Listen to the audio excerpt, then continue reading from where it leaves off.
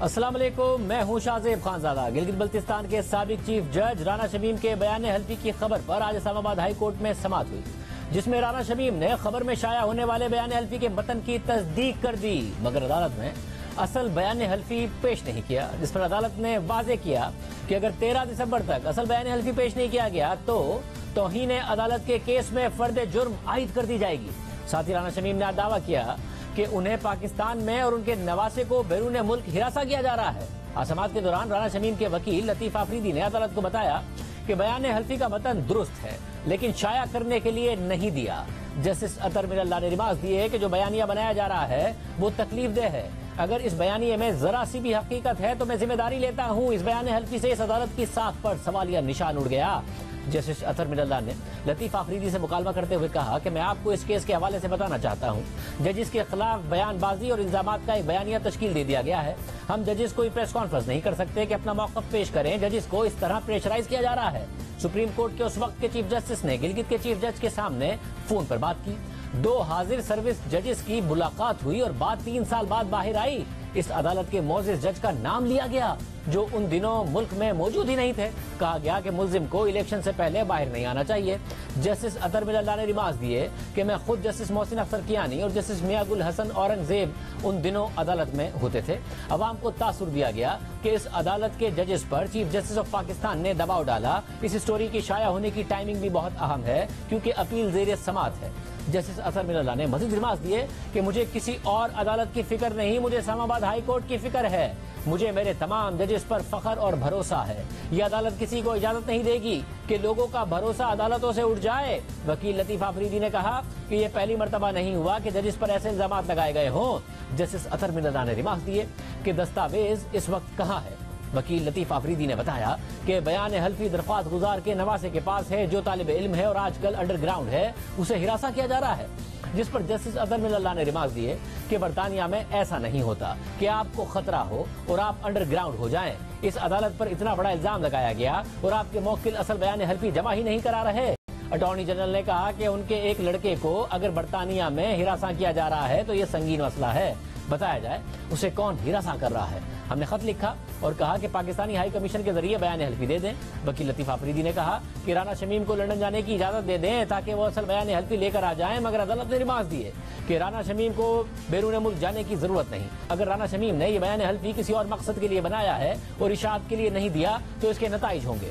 Chief justice اطہر من اللہ نے remarks دیے کہ اگر آپ کو اس عدالت پر شک ہو تو ٹھیک ہے، مگر تمام ججز پر انگلی اٹھانا ٹھیک نہیں۔ میں چیلنج کرتا ہوں کہ میرے کسی جج نے کسی کے لیے کوئی دروازہ نہیں کھولا، الزامات کسی اور پر نہیں بلکہ اس عدالت کے ججز پر ہیں۔ کیا آپ کہنا چاہتے ہیں کہ مجھ سمیت تمام ججز کی انکوائری شروع ہو جائے؟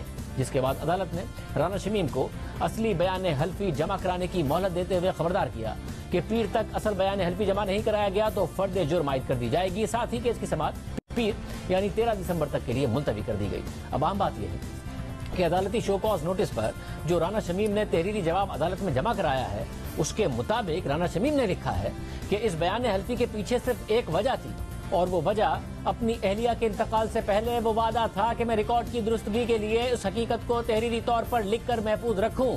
اس بیان حلفی کا مقصد عدلیہ کی تضحیق نہیں۔ 4 جون 2021 کو اپنی اہلیہ کی وفات کے بعد میرا پہلا غیر ملکی دورہ تھا اور امریکہ سے واپسی کے بعد میں نے لندن میں 2 دن کا قیام کیا جہاں میں اپنے نواسے سے ملا۔ چونکہ میرا کوئی ارادہ نہیں تھا کہ اس بیان کو پاکستان میں عوامی سطح پر لایا جائے، اس لیے مجھے مناسب لگا کہ میں پاکستان سے باہر اس بیان کو ریکارڈ کروں اور اس پر مہر لگا کر پاکستان کے باہر محفوظ رکھوں۔ اس بات کو یقینی بنانے کے لیے کہ میں نے لندن کی نوٹری پبلک کے سامنے اپنا بیان ریکارڈ کرایا اور اسے سیلڈ لفافے میں بند کر کے اپنے نواسے کے حوالے اس ہدایت کے ساتھ کیا کہ نہ وہ اسے کھولے گا اور نہ اسے کسی کے ساتھ شیئر کیا جائے گا۔ مجھے علم نہیں کہ بیان حلفی رپورٹر کے پاس کیسے آیا، اس کی ایک کاپی نوٹری پبلک کے پاس بھی تھی، لیکن اس حقیقت کو وہی بتا سکتا ہے جس نے اسے شائع کیا یا انصار عباسی کے ساتھ شیئر کیا۔ رانا شمیم کے تحریری جواب کے مطابق بیان حلفی کا انحصار ثاقب نثار کی اس بات چیت پر ہے जो मैंने गिलगित बल्तिस्तान में सुनी थी, और जब तक इस बात को गलत साबित नहीं किया जाता उस वक्त तक मुझ पर बदनीयती लागू नहीं की जा सकती।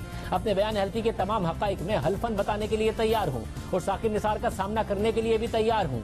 मैं खुद से बयान हल्फी शाया कराने की तरदीद करता हूँ, मगर साथ ही कहता हूँ कि अगर किसी चीज से अदालत की नाराजगी हुई है तो एक साबिक जुडिशल अफसर, सुप्रीम कोर्ट बार एसोसिएशन और पाकिस्तान बार काउंसिल के साबिक ओहदेदार होने की हैसियत से इस बात पर निदामत का इजहार करने के लिए कोई आर महसूस नहीं करता। दरख्वास्त की जाती है कि तौहीन अदालत का शो कॉज नोटिस वापस लिया जाए।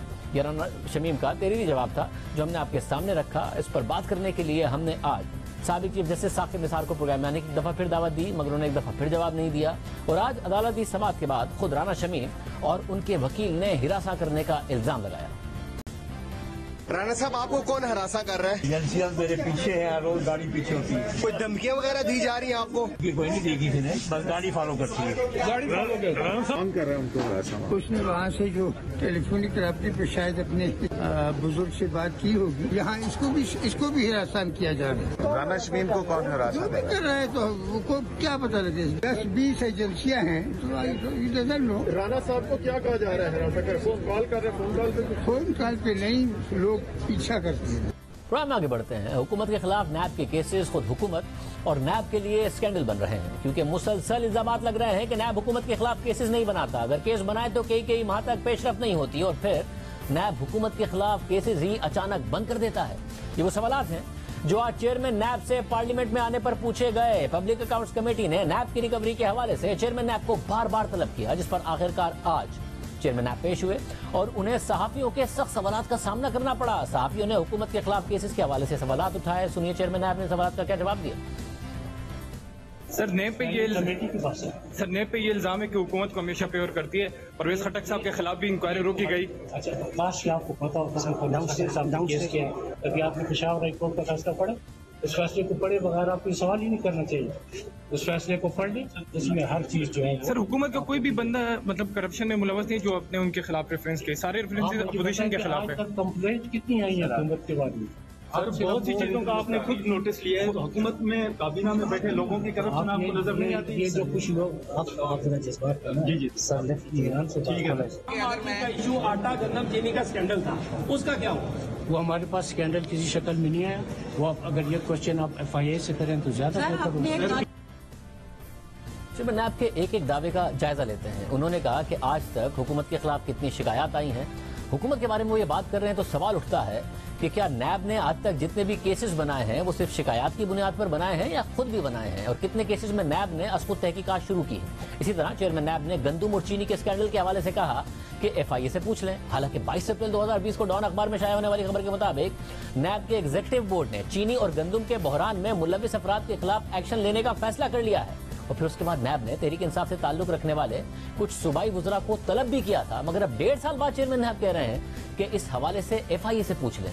इसी तरह चेयरमैन नैब ने वजीर दिफा परवेज खटक के खिलाफ मालम जब्बा केस के हवाले से भी जिम्मेदारी पेशावर हाईकोर्ट पर डाल दी और रिपोर्टर्स से कहा कि पेशावर हाईकोर्ट का हुक्म पढ़ लें। हम आपको बताते हैं कि मालम जब्बा केस में पेशावर हाईकोर्ट ने क्या कहा था। पेशावर हाईकोर्ट के 1 अक्टूबर 2020 के हुक्म की कॉपी आपके सामने स्क्रीन पर इस वक्त मौजूद है और इस हुक्म के मुताबिक नैब ने अदालत को बताया कि नैब हुक्काम ने महकमा सयाहत की जमीन की लीज के हवाले से आजादाना इंक्वायरी शुरू की हुई है। अदालत ने अपने फैसले में लिखा कि जमीन की मिल्कियत और कब्जे का तनाज़ा खैबर पख्तूनख्वा के महकमा सयाहत और महकमा जंगलात के दरमियान है। इस हवाले से 25 जुलाई 2018 को खैबर पख्तूनख्वा की तहकीकाती कमेटी कायम की जा चुकी है जो जमीन की मिल्कियत के हवाले से मामलात को देख रही है। अदालत ने मजीद लिखा कि इस सूरत हाल में खैबर पख्तूनख्वा के एडिशनल चीफ सेक्रेटरी को हिदायत की जाती है कि वो फौरी तौर पर सूबाई हुकूमत को रिपोर्ट जमा कराएं।